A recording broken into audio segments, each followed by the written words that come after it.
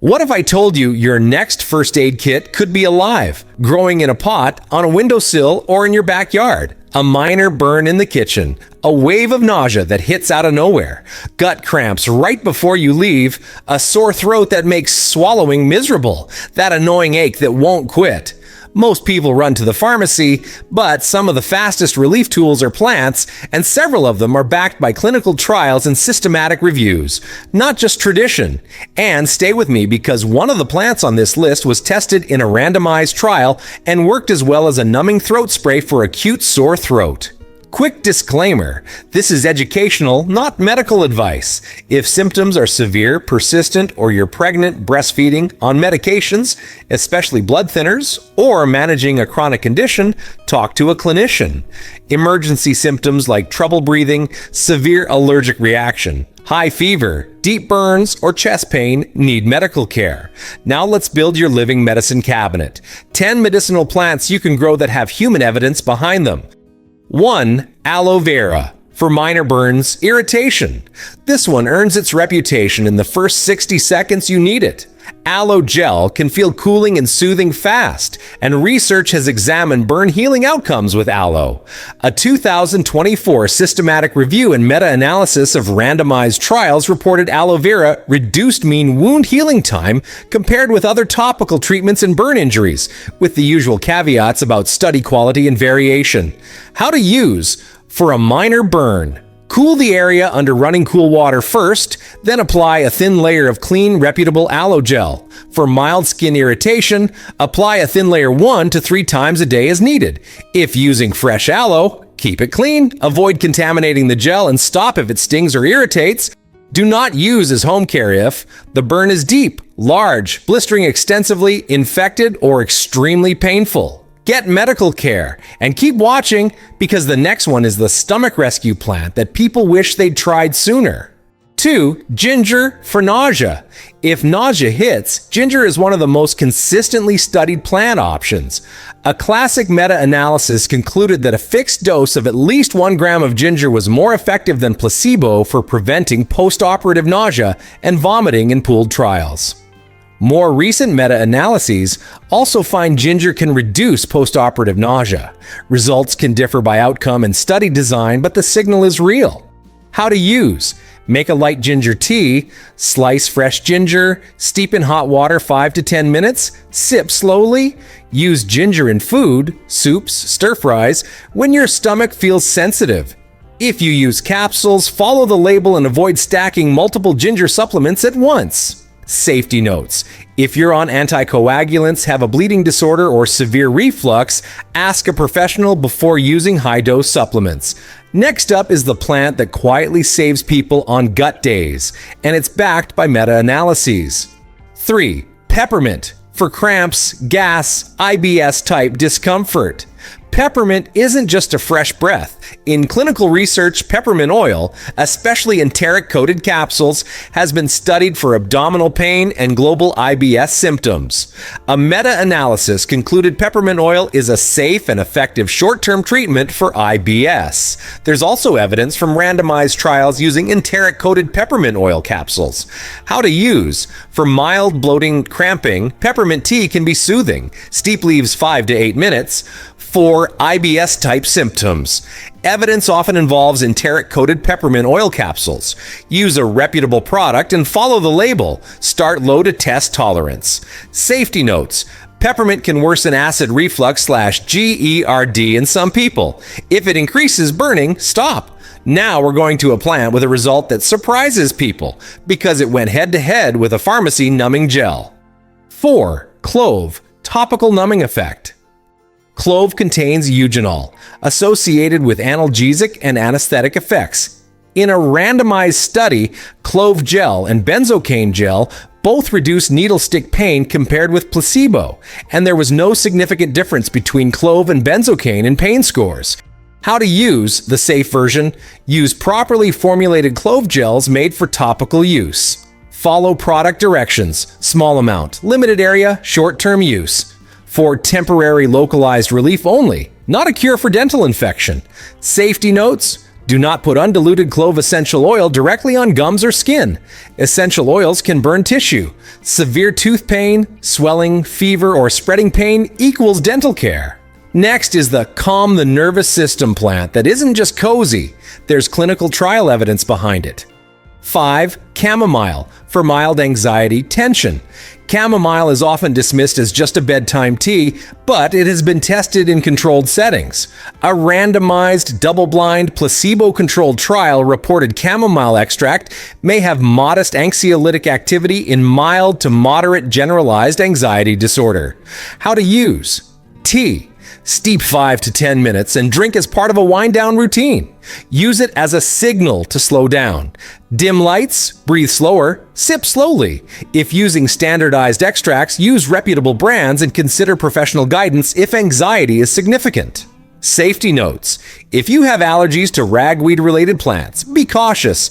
Don't combine multiple sedating herbs or supplements casually. Now let's shift to pain, because the next plant is literally heat. But in medicine, it's used in a very specific research-backed way. 6. Chili pepper, topical pain relief. Capsaicin is the compound that makes chilies feel hot. In medicine, high-concentration capsaicin patches have evidence for chronic neuropathic pain relief in a subset of people. Cochrane's evidence summary reports moderate-quality evidence that 8% capsaicin patches can provide moderate pain relief or better for a minority of people with postherpetic neuralgia, with much lower certainty for other neuropathic pain conditions. How to use: use topical capsaicin products, creams, patches as directed. Apply with care. Wash hands thoroughly after. Avoid eyes, mucous membranes, and broken skin. Safety notes: expect a burning sensation at first. If it's intolerable or causes severe skin reaction, stop. High concentration patches are often applied in clinical settings. Don't self-experiment. 7. Willow Bark, for low back pain flare-ups.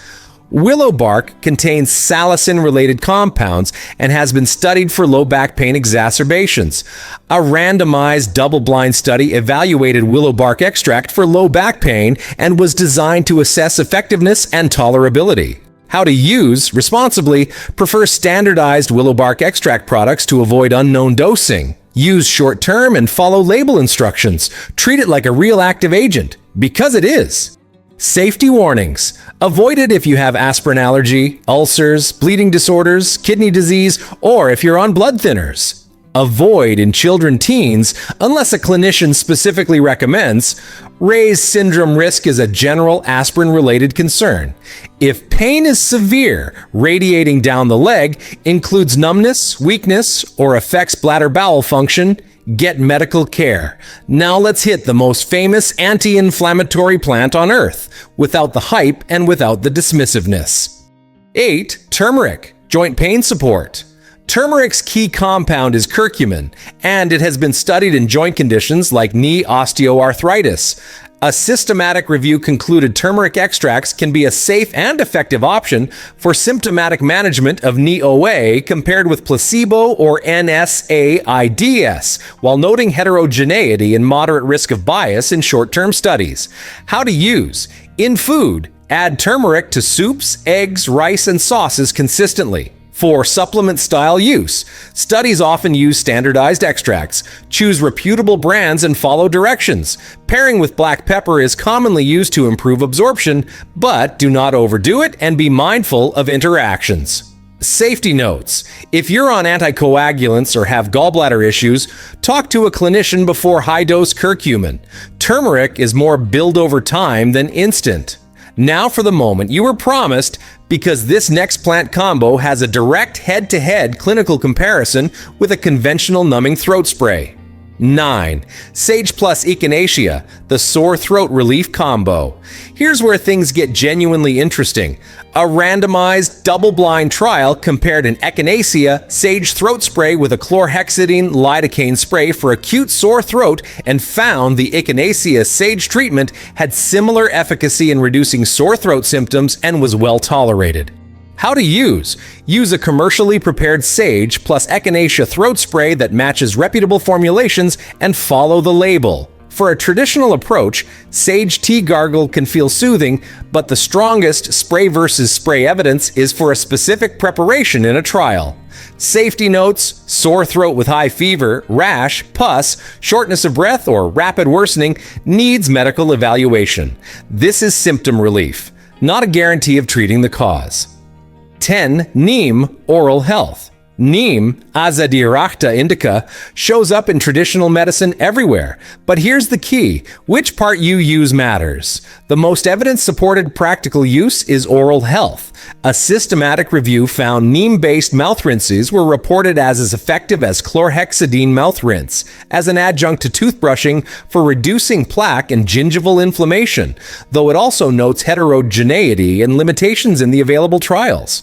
How to use: use a commercial neem mouth rinse and follow the label. Use it as an adjunct. Brushing plus flossing still matter. Stop if you get mouth irritation or sores. How to use: topical, cautious.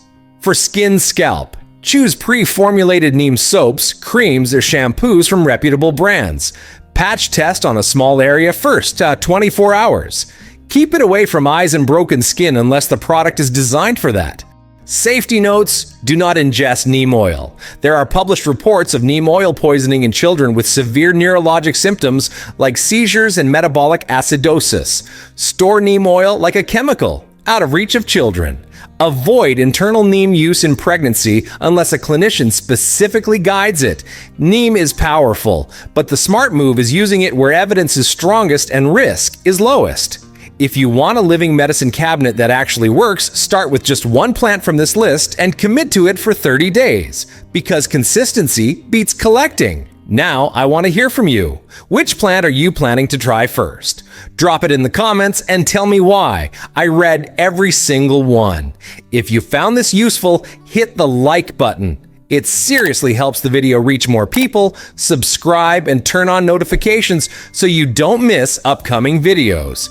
And if you want the next video, comment part 2 and I'll make 10 medicinal plants for stress, sleep, and energy with the same evidence-based approach. Share this with one friend who's always dealing with a random symptom and says, I need something that works. Keep growing, keep learning, and stay connected to nature. Until next time.